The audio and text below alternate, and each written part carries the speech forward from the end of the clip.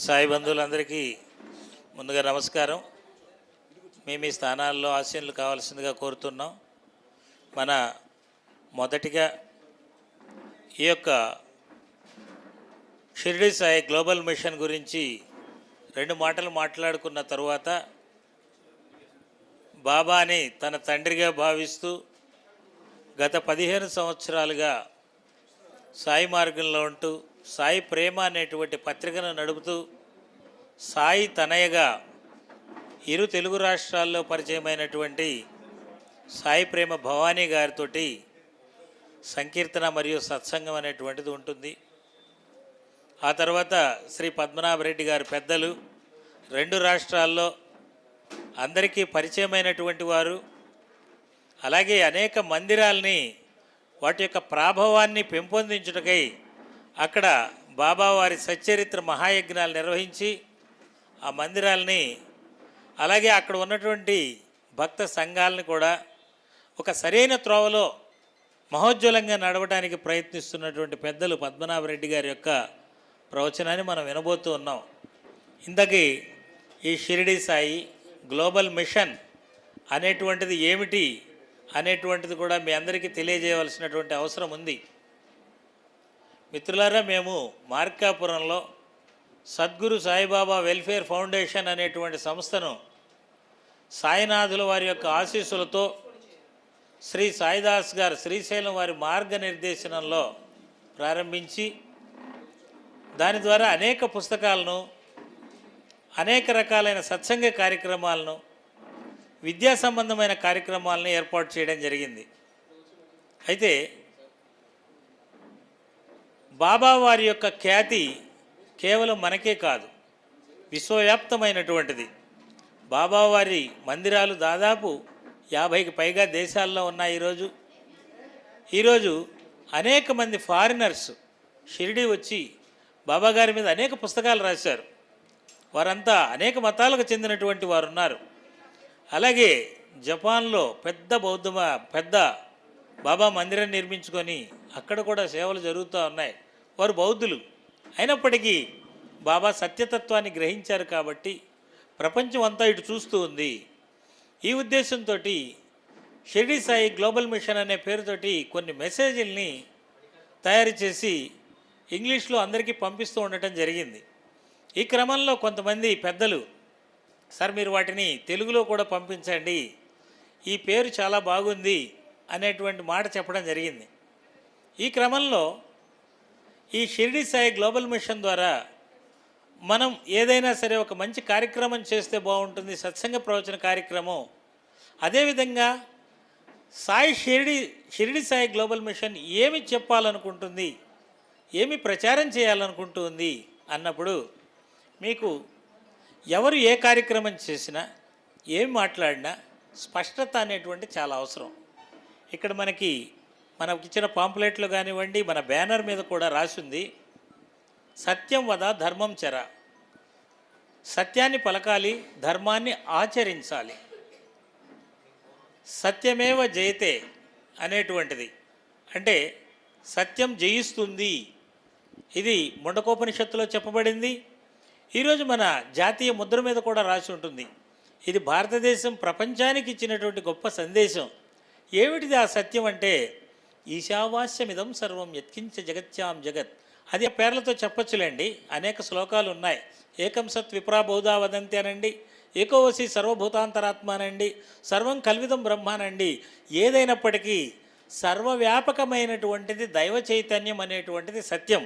ఆ దైవం ఒక్కటే, సబ్కా మాలిక్ ఏక్ అని బాబాగారు ఏదైతే చెప్పారో, ఋగ్వేదం ఏదైతే ఏకం సత్ విప్రా బహుధా వదంతి అని చెప్తుందో అదే సత్యం. ఆ సత్యాన్ని మనం చెప్పాలి. ఈ సత్యాన్ని మనందరం తెలుసుకోవడం ద్వారా మనలో ఐకమత్యం అనేటువంటిది పెంపొందుతుంది. వేదాలు ఉపనిషత్తుల దగ్గర నుంచి బౌద్ధ వాంగ్మయం కానీ జైన వాంగ్మయం కానీ మన హిందూ తత్వం చెబుతుంది, యతో ధర్మస్తతో జయ, ధర్మం ఎక్కడుంటే విజయం అక్కడుంటుంది, ధర్మో సత్యమేవ జయితే అని చెప్తూ ఉంది. అలాగే అన్ని మతాలు కూడా సత్యాన్నే చెప్తూ ఉన్నాయి. ఈరోజు క్రైస్తవం కూడా సత్యాన్నే చెబుతూ ఉంది. వారు బైబిల్లో ఒక మాట చెప్తారు, అంత్యమున తండ్రి యందు నన్ను, నాయందు తనని నా యొక్క భక్తుడు గుర్తిస్తాడు అని చెప్తాడు. అంటే ఆత్మతత్వంలో నేనున్నానని, నా ఆత్మతత్వంలోనే నా శిష్యుడు కూడా ఉన్నాడని జీసస్ పరమ సత్యాన్ని తెలియజేశారు. వీరందరి మాటలు ఒకే రకంగా ఉంటాయి. అదేవిధంగా ఖురాన్ కూడా అదే చెప్తూ ఉంది. అవలియా, ప్రతి ఒక్కరూ అవలియాగా మారటం అంటే దైవానికి అత్యంత సన్నిహితుడుగా, స్నేహితుడుగా. అంటే ఎక్కడ ఉన్నాడు అని అంటే నీలోనే ఉన్నాడు, నీ కంఠనాళానికన్నా అతి చేరువలో ఉన్నాడు అని ఖురాన్ కూడా చెబుతుంది. అంటే భగవంతుడు సర్వవ్యాపకుడు. హిరణ్మయేన పాత్రేణ సత్యశాభీతం ముఖం తత్వం పోషాన్న ప్రావృణో సత్యధర్మాయ దృష్టయ్య అని ఉపనిషత్తులు చెబుతూ ఉన్నాయి. నీ మనసులోనే ప్రకాశిస్తూ ఉన్నాడు అని చెప్పి ఉపనిషత్తులు చెప్తూ ఉన్నాయి. కబీర్ ఇదే చెప్తూ ఉన్నాడు. విత్తనమందున ఉన్నది నూనె, పాలనున్నది వెన్న, నీ దేవుడు నీలోనే గలడోయ్, సాధ్యమైతే చూడోయ్ కబీరా, సాధ్యమైతే చూడోయ్. నీలో ఉన్న దైవతత్వం సత్యాన్ని తెలుసుకోమని అన్ని మతాలు చెప్తున్నాయి. ఆ సత్యం నాలోనే కాదు, అన్ని జీవులలో ఈ విశ్వమంతటా వ్యాపించి ఉంది.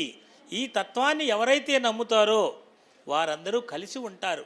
వారు హిందువులా, ముస్లింలా, క్రైస్తవులా, జైనులా, బౌద్ధులా అనేటువంటి భేదం ఉండదు. ఈ సత్యాన్ని తెలుసుకోలేనటువంటి వారు ఎప్పుడు విడిపోతూనే ఉంటారు.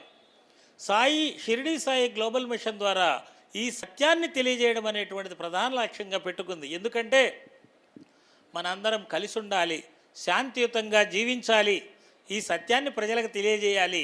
దీనిని మనకు అందరికీ అర్థమయ్యే భాషలో బాబావారు చెప్పారు, సబ్కా మాలిక్ ఏక్ అనేటువంటిది. ఆ భగవంతుడు ఒక్కడే. అలాగే రెండవ లక్ష్యం ధర్మం చెర, యతో ధర్మస్తతో జయ. ధర్మం ఎక్కడుంటే అక్కడే విజయం ఉంటుంది. ఏమిటి ధర్మం అంటే పరోపకారాయ ధర్మం, అధర్మాయ పరపీడనం. ఇతరులను నువ్వు మానసికంగా కానీ శారీరకంగా కానీ పీడించడమే అధర్మం. ధర్మం ఏమిటంటే ఇతరులకు నువ్వు మేలు చేయటమే ధర్మం. ఇదే అన్ని మతాలు, అందరు మహాత్ములు చెప్పింది. బాబాగారు చెప్పింది కూడా అదే, మనమందరం ఆచరిస్తున్నది కూడా అదే. ఎవరైతే ఆకలితో ఉన్న వారికి అన్నం పెడతారో, దప్పికతో ఉన్న వారికి నీటిని ఇస్తారో వారు వాటిని నాకు సమర్పించినట్లే. మీకు సాధ్యమైనంత వరకు ఇతరులకు మేలును మాత్రమే చేయుడు అని బాబాగారు చెప్పారు. ఈరోజు సత్యం, ధర్మం అనేటువంటివి సాయి మార్గం ద్వారా సాయి భక్తులు, సాయి తత్వప్రచారకులు, సాయి మందిరాలు ప్రచారం చేస్తున్నాయి. కాబట్టే భక్తులు, ప్రజలందరూ కూడా, ప్రపంచం అంతా కూడా బాబా వైపు నడుస్తుంది. దీనికి కారణం ఏనాడో ఉపనిషత్తులు తెలియజేశాయి. సత్యమేవ జయితే, ఎవరు సత్యాన్ని ఆచరిస్తారో వారు జయిస్తారు. సత్యాన్ని వైపు నిలబడ్డాం కాబట్టే బాబావారి ప్రభ అనేటువంటిది ప్రపంచమంతా వెలుగొందుతుంది. యతో ధర్మస్తతో జయ. ఎక్కడ ధర్మం వెలుగొందుతుందో అక్కడ విజయం ఉంటుంది. బాబా మందిరాల్లో అన్నదానాలు, వస్త్రదానాలు, విద్యాదానాలు, వైద్యదానాలు, ఇలాగా దానం, సేవ, సేవ, సేవ అనేటువంటివి జరుగుతున్నాయి. కాబట్టి అందరూ కూడా బాబా మందిరాలకు ఈరోజు పరుగులు తీస్తూ ఉన్నారు. కాబట్టి షిరిడీ సాయి గ్లోబల్ మిషన్ ద్వారా వీటిని మనం తీసుకెళ్దాం అనుకున్నాం. వీటికి ఇది షిరిడీ సాయి గ్లోబల్ మిషన్ అంటే రజనీ కుమార్ సార్ ఏదో ఒకటి చెప్తున్నారు అనుకోకండి. ఎంతోమంది పెద్దలు ఈరోజు ఇక్కడికి విచ్చేసినటువంటి పద్మనాభరెడ్డి గారు, అలాగే భవానీ అమ్మ గారు, హరిప్రసాద్ గారు ఇక్కడికి రాకుండా ఎంతోమంది దూరంగా ఉండి ఆశీస్సులు అందజేసి అనేక సలహాలు, సూచనలు ఇచ్చినటువంటి సాయి తత్వ ప్రచారకులు, మహాత్ములు అందరికీ వారికి శిరస్సు వంచి నమస్కారం చేసుకుంటూ ఉన్నాను. మా జ్ఞాన సాయి మందిరంలో నేను ఒక కుక్క లాంటి వాడిని, దాని దగ్గర పడి ఉండేటువంటి వాడిని. ఈరోజు షిరిడీ సాయి గ్లోబల్ మిషన్లో ఇక్కడ ఒక కుక్కలాగా వచ్చి వారి పాదాల దగ్గర పడి ఉన్నాను. కాబట్టి ఈ యొక్క షిరిడీ సాయి గ్లోబల్ మిషన్ కరపత్రాలని అందరికీ పంపించడం జరుగుతుంది. కొంతమంది అప్పుడే ఫోన్ చేసి అడిగారు రాత్రి, సార్ మాకెందుకు పంపించలేదు అని. అందరికీ పంపిస్తామని చెప్పడం జరిగింది. ఒకసారి అందరూ కూడా బాబా చెప్పిన సత్యధర్మ మార్గాన్ని తెలుసుకుని ఆ మార్గంలో పయనించాలని, ఈ తత్వంలో మనం అందరం కలిసి చేయి కలిపి సాయి బంధువులందరూ ముందుకు సాగాలి. అలాగే సత్యం, ధర్మాన్ని అంగీకరించేవారు ఏ కులమైనా, ఏ మతమైనా, ఏ ప్రాంతమైనా, ఏ దేశమైనా సరే సత్యం ధర్మాన్ని అంగీకరించే వారందరితో కలిసిమెలిసి మనం అన్నదమ్ముల్లా ముందుకు సాగాలని కోరుకుంటూ, కొంచెం సమయం కూడా ఆలస్యమైంది, అన్యదా భావించకుండా మన సోదరి కామాడి భవానీ గారు, సాయి ప్రేమ వ్యవస్థాపకులు, నిర్వాహకురాలు, వారిని తమ యొక్క ప్రవచనాన్ని అందించవలసిందిగా వారికి ఆహ్వానిస్తూ ఉన్నాం. శ్రీ సాయినాథ్ మహారాజ్ కీ జై.